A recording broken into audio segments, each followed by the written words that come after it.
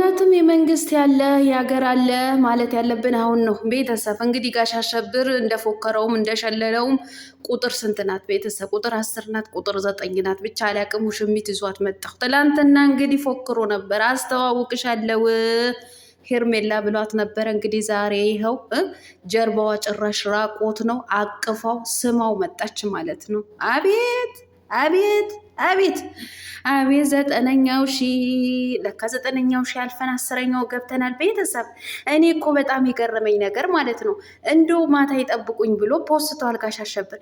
እየገባችሁ ግን ላይክ ያደረጋችሁ ሰዎች ምናችሁ ነው የታመመው? ማለቴ ምንድን ነው እብድናችሁ ወይስ ጤነኛ ናችሁ? ግን ስለእናንተ ጤንነት ለማወቅ ሞከርኩኝ። እንደው ማን ይሙት እንደው ማን ሞት አሁን እንደዚህ አይነት ፖስት ተደርጎ እናንተ ላይክ ማድረጋችሁ ግን ትንሽ እንኳ አይሰቀጥጣችሁ? በተለይ ሴቶች ናችሁ፣ እርግጠኛ ነኝ ሴቶች ማለት ነው። ምን ማለት ነው? ፈቀድኩ በቃ እንደፈለግክ ሁን ለማለት እኮ ነው። ጋሽ አሸብር እኮ በአሁኑ ሰዓት ላይ እኮ እየያዘው ያለው በሴት ላይ መቀለድ ነው በቃ የጀመረው ማለት ነው። ሴት መቀለጃ በቃ እንደሆነች ነው እያሳየን ያለው ማለት ነው። ግን ምን ሆናችሁ ነው ላይክ እያደረጋችሁ እንደዚህ አይነት የምታበረታቱት ማለት ነው?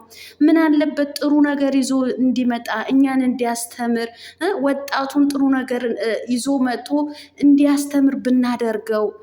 እንደዚህ አይነት ዝሙት ማበረታታት ላይክ ማድረግ ግን ጥሩ ነው? ቤተሰብ ጥሩ ነው ወይ? ጥሩ ነው ወይ? እንዶ ሄርሜላና ሩታዬን እንግዲህ የምትችሉበት እንግዲህ ልብ ይስጣችሁ። ሩታዬስ ጠንካራ ጀግና አንበሳ ናት። አይ ሞቃት አይ በርዳት። እንግዲህ ሄርሜላ ናት እንግዲህ አስተዋውቅሽ ለው ብሏታል። እንግዲህ ወይ እየተነፋረቀች ትመጣለች እያለቀሰች እየለመነችው ማለት ነው። ግን ሄርሜላ እውነቴን ነው የምልሽ እንዳታለቅሽ፣ መነፋረቁ ይቅርብሽ። ቆፍጠን በይ፣ ጀግና ሴት ሁኚ። ልክ እንደ ሩታዬ ማለት ነው። እንደ ሩታዬ ጀግና ሴት ሆኑ። እኔ እኮ ገና ሲመጡ ደግሞ የሚለጠፉት ነገር እንደ አንገቱ ስር የሚገቡት ነገር እኮ ነው የሚገርመኝ። ደግሞ ራቆታቸው አያቸው አይደለ? አሁን ራቆቷ ቦታ እንደዚህ በእጁን እንደዚህ ቅፍ አድርጎ ይዙትና ቤት እንዴት እንደ ምን ይሻላል? ቤተሰብ እናልቀስ። ማልቀስ ይሻላል። ቤተሰብ ማልቀስ ይሻላል። ምን ይሻላል? እንደ እኮ ረከስን ሴቶች። ግን ሴቶችዬ እንደዚህ ሆናችሁ የምትመጡ ሴቶች ግን ምናችሁ ነው የታመመው? በተለይ እንደዚህ አድርጓችሁ የሚያመጣችሁ ሴቶች ጤነኛ አይደላችሁም ወይ? እንዶ ለቤተሰባችሁ ትንሽ ቅንጣት ማከል አታስቡም ወይ? ለነገ ህይወታችሁ አታስቡም ወይ? ምን ሆናችሁ ነው ግን? እውነት ምን ሆናችሁ ነው? ነገ ትዳር አትይዙም፣ ልጅ አትወልዱም። በቃ ምንም አይነት ህይወት አይኖራችሁም። ዛሬ ብቻ ፈምሳችሁ ሰብስክራይብ እንድታገኙ ዶላር በቃ መቁጠር ብቻ ነው የምትፈልጉት። ክብራችሁ አሳስባችሁ።